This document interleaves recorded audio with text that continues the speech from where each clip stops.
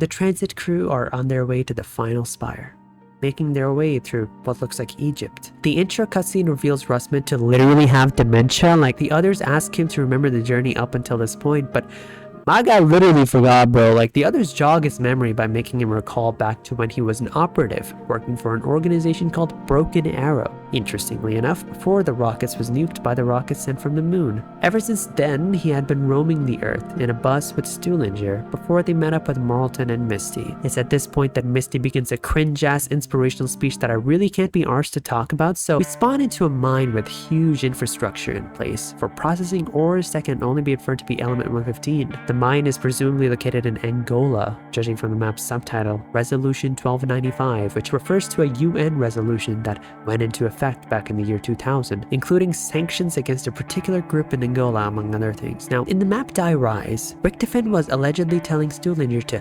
mend the rift. It's here that we finally get a look at this rift, a huge hole going deep down into the earth. When you take into consideration Agartha's location in mythology, present deep inside the Hollow Earth, it's no surprise that this is of high relevance to Richtofen. The rift is most likely a gateway to Agartha itself, opened up due to the sheer destruction caused by the moon rockets, and it must be mended before Dr. Maxis or any other party get inside. And as I said before, when your dick's in this far, ignore the fact that what might as well be Calico is buried underneath Angola. That's definitely not going to have an entire separate storyline exist just to explain it. Now, let me be clear here.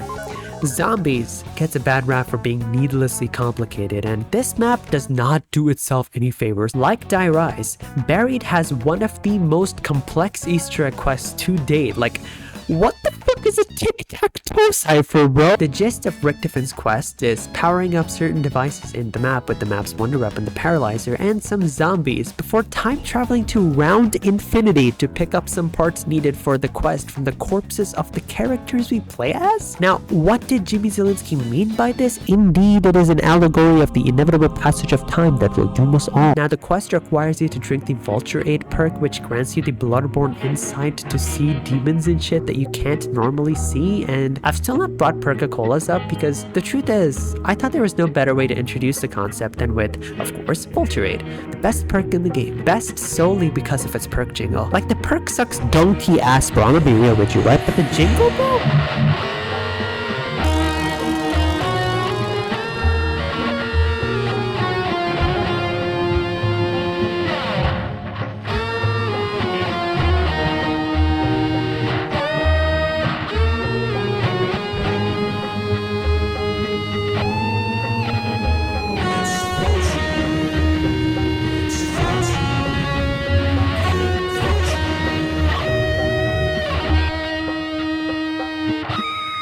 Now, the reasoning behind Perk-a-Colas even existing, lore-wise, is highly contentious. Possibly inspired by the vending machines in Bioshock, the machines give you an extra ability to help you survive, be it extra health, an extra life, a faster running speed, you know, stuff like that. There are only two types of explanations for their existence. One is the common explanation of, oh, Group 935 or the Soviets or whomever experimented with element 115 to create these elixirs, which would help explain perks in maps like Derisa or Ascension. The other explanation, of course, is who the fuck knows, which also ties into the wall buys present in every map. Like, literally, who put Vulture Aid in this mine in Angola? This is definitely not something they'll try to explain in a very complex way in the future, trust. You help Richtofen by basically doing more of the same. The only new thing is that you enlist the help of this alcoholic the community calls Leroy to babysit the last zombie for you, giving that one member of your team a well-deserved break from what has been your life's purpose up until this point. All the while you power up various devices with Brill energy, and in the end, you make a wish. How cute. Doing so begins a literal sharpshooter minigame for some reason. Like, when I make the wish of total control over the 7th dimension and beyond, hoping to use my power to wreak utter havoc and destruction over all living things, which omnipotent deity promptly responds by saying, oh yeah, bet, just shoot these bitches fast enough and you got it. And if you fail, it's like, no, too slow, not worthy of ethereal power, bad fortune. 实属所需吧，口言的繁言，早上要是我，你才会有本事的。Once you eventually shooting the targets fast enough does complete what Richtofen wants, but it's important to note how you can help Maxis as well. Now his quest has many inverse parallels to Richtofen's quest, like how you have to destroy the devices that you would power up for Richtofen, or how you go back in time instead of forward. Other steps remain the same, including the end goal of powering up the spire, and unfortunately, the tic-tac-toe cipher. The final step of making a wish comes into play once more, and one can't help but really ponder upon the idea of Maxis having any ulterior motive. But regardless, it's a bit too late to turn back now. In doing either of their quests, the feeling of being pawns in a cosmic game of chess gets stronger and stronger, with how the interior of the mines being a town bears direct resemblance to the underground town in Pygmalion, the movie where the working class are themselves pawns for the elites. Really, it seems very intentional from a writing standpoint, and the execution, in retrospect, is very well done. The map's main song as well is highly cryptic and vague. It could be in the perspective of various characters, but a central theme really ties it all together. The fact that they're all running away from something. An idea repeated countless times in the song. The one thing that every character is running from is death.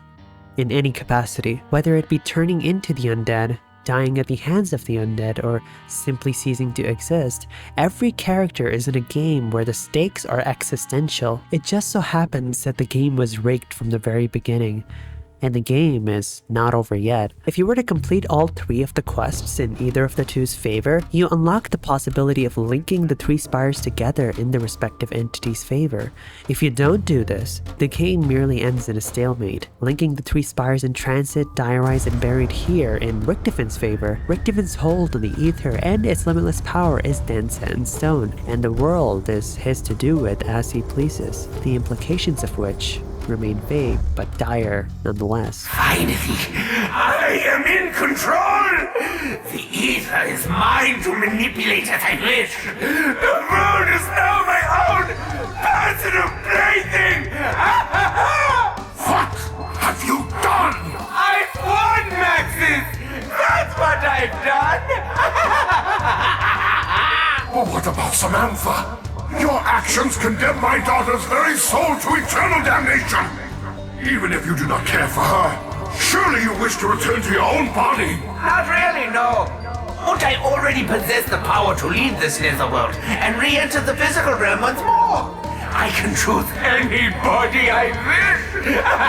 As for you, Maxis, you will simply cease to be! No! Auf Wiedersehen! Toodles! Take a deep breath, Samuel. We're about to get a whole lot closer.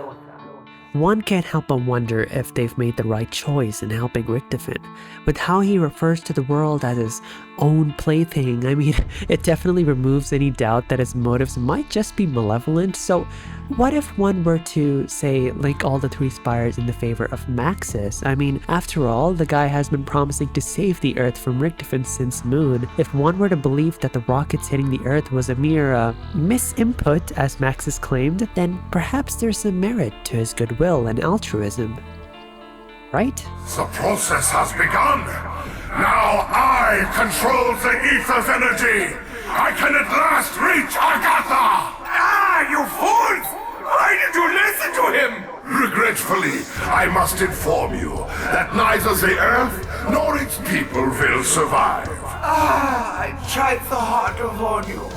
Don't cough! Once the gateway is open, I will finally be reunited with my dearest Samantha. Hello? Are you forgetting something? Even if your wretched daughter is still alive, she has my body!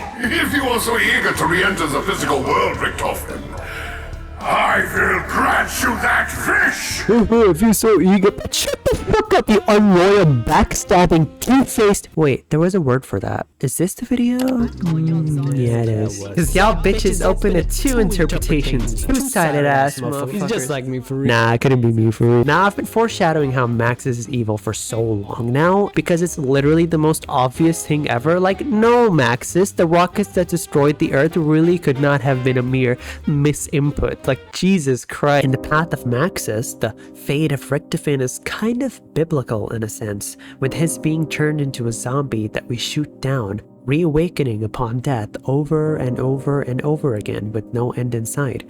I say it's biblical, but in the context of zombies and what has already been established, this is Faustian. Faust made a deal with the devil, upheld that deal, only to suffer eternal damnation as a result.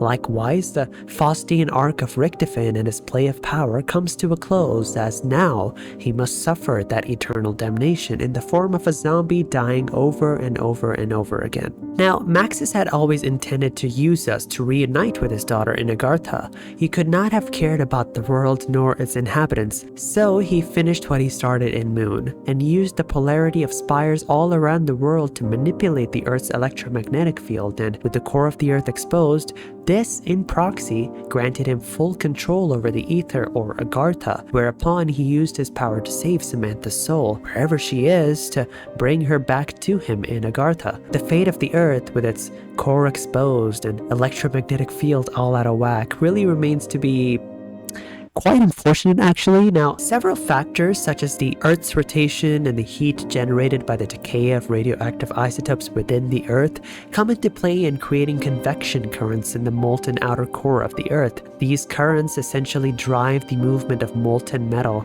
and as the molten metal moves, it generates electric currents that, in turn, create magnetic fields. Any sizable disruption to Earth's magnetic field would yield extreme ramifications regarding life on Earth, with the Earth falling prey to solar and cosmic radiation, extremely unstable climate changes, and intense natural disasters, to give a few examples. Now, huge disclaimer here, I am by no means a fucking geophysicist, but I like to imagine that exposing the core of the Earth, if that's even possible, would not exactly be the average Tuesday if it happens, you know? The prospect of life continuing to exist on Earth would be one that comes with extreme unlikelihood in that scenario. And given how Agartha's power is tied to these very same electromagnetic fields, who knows if that power is even poised to last that long to begin with. Regardless, Dr. Ludwig Maxis, in his hubris, has attained his wish.